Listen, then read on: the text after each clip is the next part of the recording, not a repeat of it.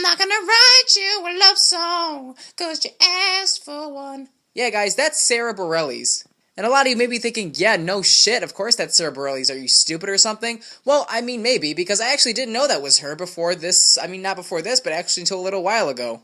It wasn't until last year, while I was watching the Grammy Awards, that I saw her name appear under the title for Best Album of the Year for her album, The Blessed Unrest. And, yeah, I don't know about you, but having one of the highest honored awards of all time for your own album, that's a pretty damn good achievement. Even if it was only a nomination, and she didn't exactly win the award. And I don't remember who else was up for that award. I think that year was Macklemore and Taylor Swift and those guys. And I was counting down. I'm like, yeah, I know you.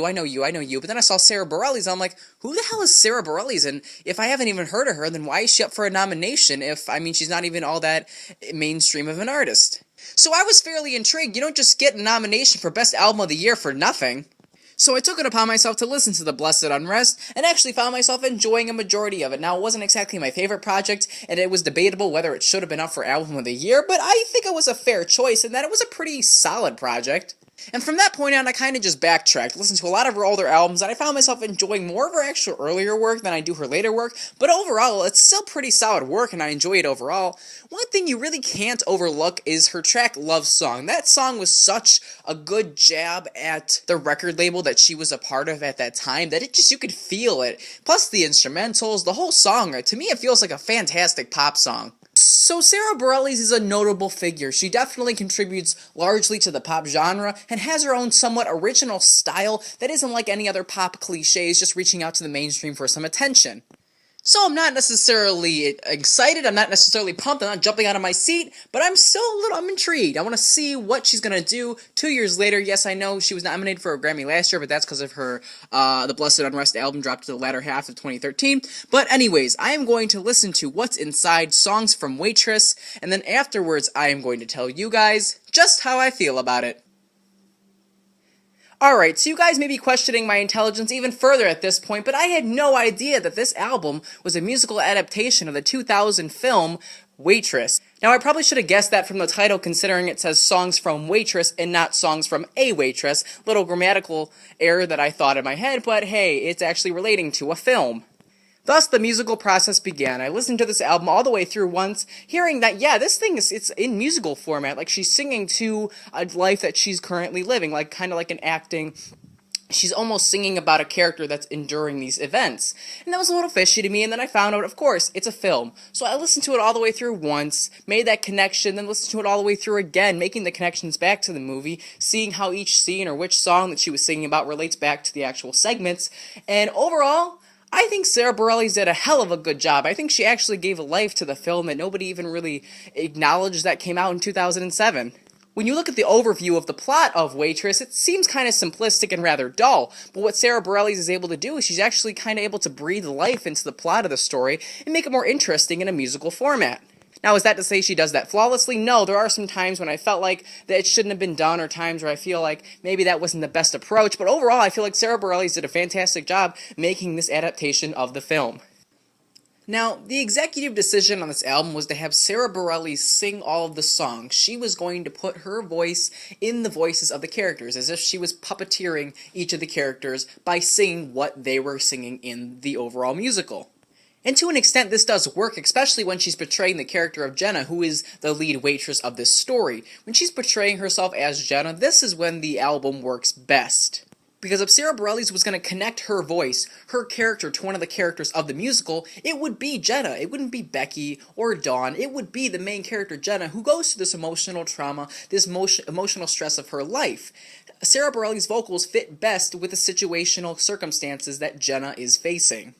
For instance, on You Used to Be Mine, which was actually an extremely heartfelt song, and you could feel the emotion that Sara was putting forth, and actually made me shed some man tears, because of just how wonderful it sounded, in a depressing manner. You honestly feel on tracks like She Used to Be Mine that Sara is putting herself in Jenna's shoes. She's trying to make sure the emotional connection between the character that she's singing from, puppeteering from, actually sounds like that. And I applaud her for doing that because it actually drives a lot of emotion home, whereas the movie may not have done that because it didn't have the chance to make it more musical. Same goes for door number 3, where she's contemplating telling her abusive husband that she is pregnant but doesn't end up telling him because she's scared of his reaction. You can actually get the emotion, you can get the stress that she doesn't want to tell him but feels the need to, but ends up doesn't. There's actually a lot of back and forth in her mind, and you actually pick up on that when listening to it, not only by the plain lyrics, but by her voice, the emotion, the way the music is orchestrated. Overall, I like times when Bareilles is putting herself in Jenna's position and giving us that strong emotion, really driving it home. That's why it comes as a little awkward to me when she's portraying herself as the other side characters, like Dawn and Becky. If you notice a lot of movie soundtracks, they have varying artists, like different artists on almost every single track, and that's mostly because they want the perspective to be in the person who is singing it. They don't want one person to sing every single song, because obviously the person's emotions varietize, and they don't want you to think that the person who is just singing in Jenna's point of view is also the person singing in Becky's point of view, because they're the same singer. You want to relate the singer to that character. They want them to deliver that emotion, yes, but you want to be able to relate different singers to different characters. Not exactly Bareilles in every single character. And before you start extremely disliking this video and writing hate comments, hear me out on this. She doesn't do Becky and Dawn horribly. She definitely gives across the emotion that they're feeling, although it's nothing all that spectacular because they're not the main focus, they're not the one going through the main drama of the play. It's mostly the fact, it's one song in particularly where this really irks me the most. And that's this track Never Getting Rid of Me. On this specific scene, one of the side waitresses, Dawn, went on an online dating site and set up a blind date, and when she's on this date, she finds out that this guy is madly obsessed with her and actually doesn't want to leave her side. But the scene pans out okay when they find out they have a lot in common, and Dawn doesn't actually mind being with this guy, especially even though he's this obsessive. Now you might think, is Sara Bareilles overpanning the whole situation? Is he singing in the position of Becky? No, in this song, she's puppeteering the character of the creepy-ish stalker guy. And I hate to call him a stalker because they actually have some kind of love connection, but still, to me, he seems extremely fucking creepy. When I'm listening to the song, all I can think about is Jenna, or maybe even Becky, but I cannot picture not picture Sarah's vocals behind the character of the creepy stalker guy.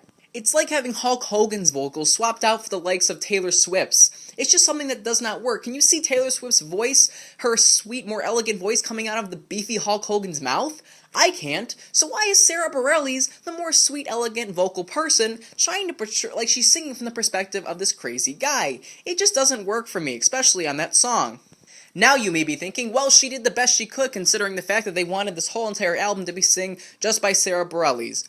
Well, that's where I make the counter-argument of Jason Mraz. On the two songs Bad Idea and You Matter to Me, Jason Mraz plays the gynecologist in which Jenna falls in love with on the side, that she portrays the gynecologist and aids to the fact that he's able to express the emotion that's needed to carry the scene along, and that he feels the same way Jenna feels about him. They have this true love, but they know it's completely wrong because Jenna and the gynecologist himself are separately married to different people. In this scene, more so Sarah's verses aren't directed to be coming from the gynecologist's mouth. They leave Jason to do that, and that's what I like. They're letting a male singer portray a male character, and that's not sexist by any means. It's more of the fact that some vocals don't fit some person's mouth.